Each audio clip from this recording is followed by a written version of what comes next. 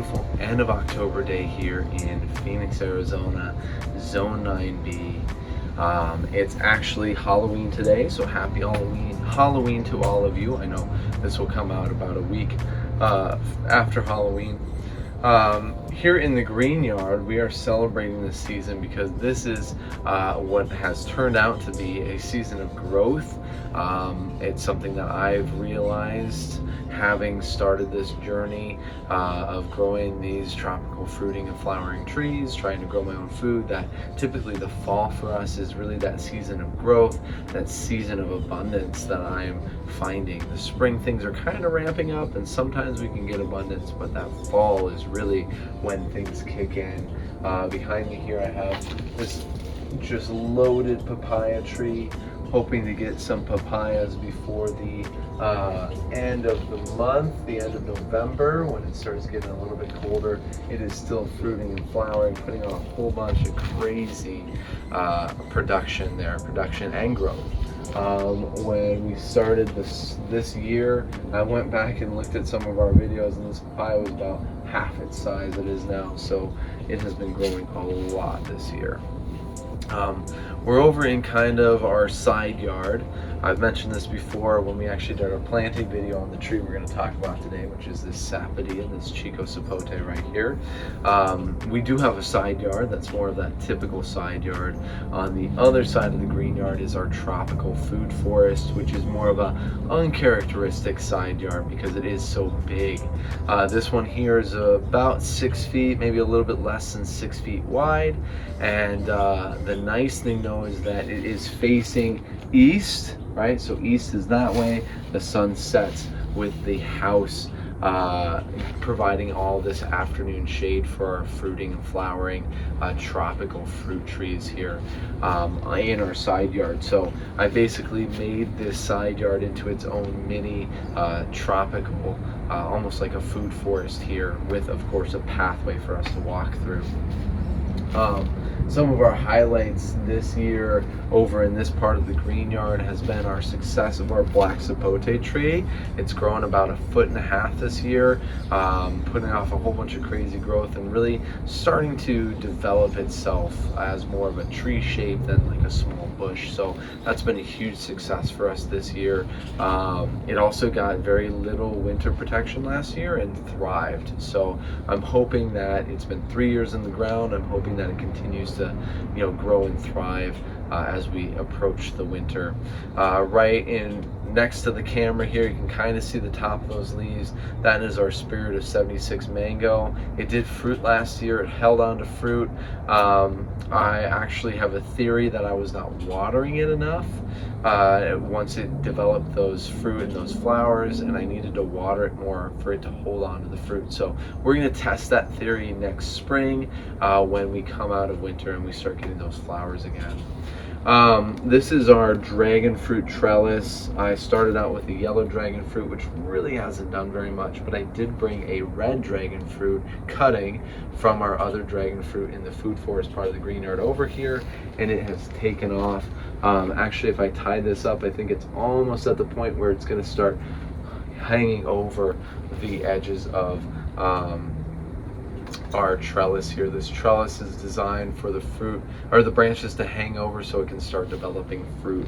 Typically with our dragon fruits we need to have those branches hanging over something for that fruit to develop. Behind me is our beautiful papaya tree, just loaded with those papayas, and then behind that we have our fruit punch mango, which is just a crazy grower this year. It has taken off. And of course we're here today to talk about growing a Sapodilla Chico Sapote here in Phoenix, Arizona. It has been 1 year almost exactly since we planted this Chico Sapote. So how is it growing? Let's find out. Here we go.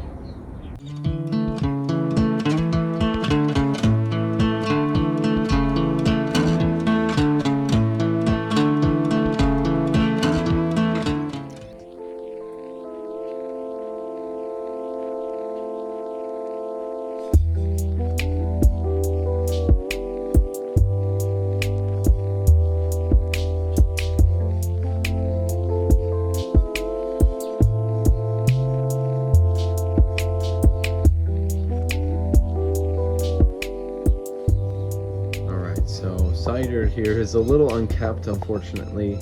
I am working on, now that's a little bit cooler, cleaning things up. We have our summer shade over there in the corner that I use palm fronds a lot for my shade to get that dapple shade instead of buying shade screens themselves. It works very well for me. This is our black sapote tree, about 3.5 feet tall now, doing really well. This was planted as a really small 3-gallon tree. Struggled a little bit the first year, but has finally started to really put off some new growth. I love this fact that we're putting off some new branches here at the top, starting to branch out a little bit more. It's doing really well. Testament to that mulching that we have over here. Underneath all this grass we have about 6 to 8 inches of mulch, and I'm actually just got a chip drop, so I'm going to actually increase that to about a foot and a half of mulch. This here is our Spirit of 76 mango, once again being overtaken a little bit by that grass, something that I'm working on getting rid of there. And of course the plant of the hour, our Chico Sapote, our Sapodilla tree. Really just a beautiful tree. It's very unique in its size and its shape, and just the leaves itself. It looks a little bit different than our other sapotes, like totally different than our black sapote there. This tree has done really well this year. Remember, this is a year update, how it's going after a year. If you want to look back at when we planted it, you're more than welcome to. It has put on about I would say 8 inches to a foot of growth, and it has branched out a decent amount as well. Lots of new leaves it's putting out. It actually has a new leaf coming out right now, which is great. One thing that I noticed with this Chico Sapote, the Sapodilla,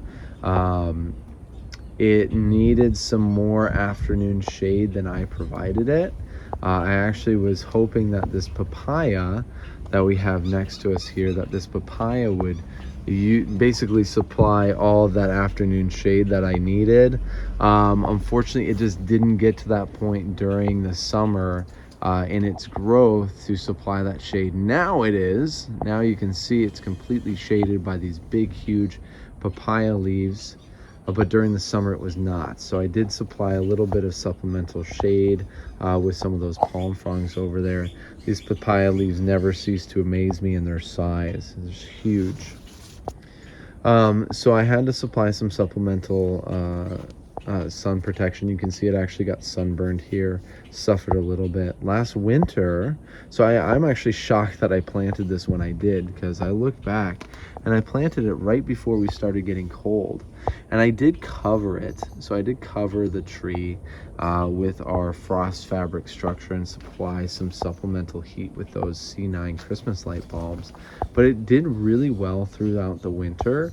It didn't seem to mind it at all, even with us being super cold. So I'm thinking, and I've heard this from other growers too, that it could probably be okay without any cold protection after the first few years. This year I am still going to protect it just because it's still new, but I'm thinking next year I probably won't, especially if it continues with this growth pattern. So seeing a lot of really good things. I actually had as well a flower come out in kind of the middle of the summer, which was kind of a weird time, but a flower came off this branch right here and was just kind of hanging out by the wall, and I was really excited, and I'm like, oh my goodness, I'm gonna get some Sapodilla fruit, but it did not happen, which I wasn't really expecting it to. It is its first year, but I can always be a little bit hopeful. Let's talk about some of the amendments and the things that I found success with this tree to help it kind of get this big this quickly. Here we go. So I attribute a lot of my success with this tree to that heavy mulching, like I mentioned before. As you can see here, it is really heavily mulched. This is about 8 inches of mulch. I actually had just mulched it during the winter last year. I went through and I mulched really heavily. This had about 2 feet worth of mulch around the trees. Finding that helped. I think that helped during the winter too. help kind of insulate the trees a little bit more with that heavy mulch. This is kind of a weird part of the yard. Eventually, this is going to be a brick path, and we're going to make it look better than it does right now. But I'm excited because I'm getting these fruit trees established now for the future, so I can worry about putting in that brick path and stuff at a later time once these trees are more established. I am going to put in some new mulch, just kind of tidy things up a little bit as we approach the winter. This is my time of year where I try to do my best with mulching, so that's my goal. So I attribute some of the success to the mulch. The other one is that sulfur, right? That agricultural sulfur. I've talked about that before. Definitely need some agricultural sulfur for these trees. They do require that lower pH than what we have here. Remember, typically in Phoenix, we see that 8 to 8.5, that really alkaline pH when it comes to our soil. Most of our tropical fruiting and flowering trees needs more of a acidic soil, around that 5 to 6 range. So you can add that agricultural sulfur to help lower that pH. By lowering that pH, it allows access to the nutrients that are within the soil. So that way the trees can actually take up those nutrients. So definitely recommend with our Chico Sapote, our Sapodillas, providing that agricultural sulfur to really help out. And then the last thing that I started doing, I waited a month. So a month after I planted it, even during the winter and during the super hot summer temperature, I supplied fish emulsion. So I fed all of my fruit trees, but this Chico Sapote, the Sapodilla as well. So I followed the instructions and I applied that fish emulsion every month, once a month. I actually did it twice a month during the summer, and I actually saw even more growth feeding our trees more during that hot growing season. Our Chico Sapotes do like it hot. Typically after they are established, they can take that afternoon sun, they can take our colds. They actually do pretty well here in the Phoenix area. This one just is still on the younger side. And remember, for this one too, if you go and watch that planting video, if I remember correctly, I actually bought a larger size. I bought a 7-gallon of this Chico Sapote just because I really want this tree to do well, and I really want to try that fruit. I've heard it's just amazing, and I already like pears, so a brown sugar pear just sounds like heaven to me. So I wanted it to do better, so I did spend that extra money and actually buy a bigger tree. So just keep that in mind, that while I have had lots of success with our small 3-gallon trees, if you want something to be more established quicker, it's a good idea to spend that extra money and get that larger tree. So that's kind of our year update. You can see how it's growing, its structure. I'm really excited for this tree. I'm seeing a lot of branching off, lots of new leaves, and that's honestly what I want. So I'm hoping to provide an update again next year, maybe even get some fruit next year. That would be awesome. Although I'm thinking that 3rd to 4th year is when we're going to start getting some fruit. So as always, if you have any questions or anything, please comment below. Make sure you subscribe if you want some more great green yard content about growing our tropical fruiting and flowering trees here in Phoenix, Arizona, Zone 9B. And as always, live green, plant lots, and of course have fun. We'll see you next time.